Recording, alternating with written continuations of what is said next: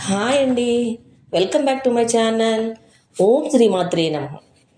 ఈరోజు ఈ వీడియోలో మనము ముఖ్యంగా శ్రీ వాసవి మాత ఆత్మార్పణ దినోత్సవం గురించి తెలుసుకోబోతున్నాం. దీని గురించి ఎంతో కొంత దాదాపు అందరూ వినే ఉంటారు, కానీ దీని గురించి కొంచెం వివరంగా తెలుసుకుందామండి.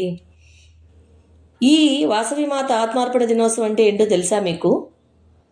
ఆ పరమేశ్వరదేవి తన భౌతిక దేహాన్ని విడిచి భగవంతునితో ఐక్యమైన రోజునే వాసవి ఆత్మార్పణ దినోత్సవం అని అంటారు. ఇది ముఖ్యంగా మాఘశుద్ధ పాడ్యం రోజు జరుపుకుంటారండి.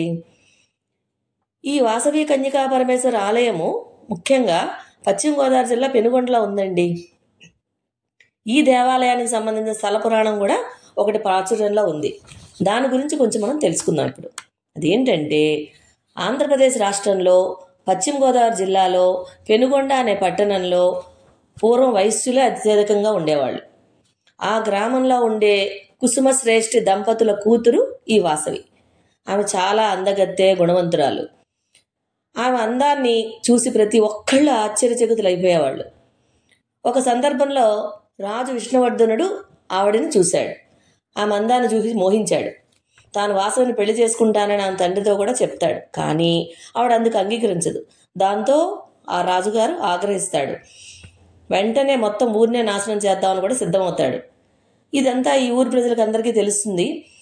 ఈ వివాహాన్ని అంగీకరించమని తండ్రి కూడా కుమార్తెను ఆమె అభిప్రాయాన్ని అడుగుతాడు. ఆవిడ తండ్రితో, తండ్రి గారు, అంబికాంశాయని నేను మానవ మాత్రులను మా వివాహం ఆడలేనండి. అందుకే ఈ జ్యోతిషులు ఆనాడే నాకు కన్యక అని పేరు కూడా పెట్టారు కదా అని చెప్పి తండ్రికి పరమేశ్వరులా దర్శనమిచ్చి ఆ అమ్మవారు అగ్నిగుండంలోకి దూకగా ఆమెను తాకిన అగ్నిజ్వాలన్నీ శాంతిస్తాయి. ఈ వయసులో రాజుతో పోరాడలేక విరక్తి చెంది అందరూ మూకుమ్మడిగా మంటల్లో దూకి ఆత్మహత్య చేసుకుంటారు. వాసవి అగ్ని ప్రవేశం చేసిందని తెలిసి రాజు దిగ్భ్రాంతి చెందుతాడు. ఆ సమయంలో భద్రకాళి ప్రత్యక్షమై రాజుని తన ఖడ్గంతో సంహరిస్తుంది. ఈ పెనుగొండలో అప్పటికే ఉన్న మహిషాసురమర్దన ఆలయంలో ఈ అమ్మవారి రూపంలో వాసవి దర్శనమిచ్చింది.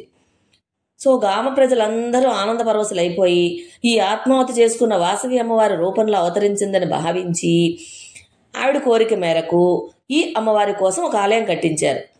అదే నేను చెప్పిన ఈ ప్రసిద్ధ వాసవి కన్యకా పరమేశ్వరి ఆలయం. ఇది వైశ్యులకు పవిత్ర క్షేత్రం అండి. ఈ పెనుగొండ క్షేత్రాన్ని వైశ్యుల కాశీగా భావిస్తారు.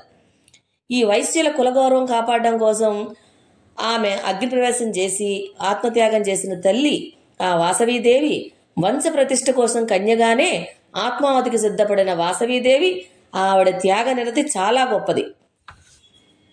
ఆమెను దర్శించడానికి వచ్చిన భక్తులు ఆమె చేసిన త్యాగం గురించి పురాణ కథ తెలిస్తే విన్న వాళ్ళందరూ నోట్లోంచి మాట రాక అందరూ ఆశ్చర్యానికి లోనవుతూ ఉంటారు.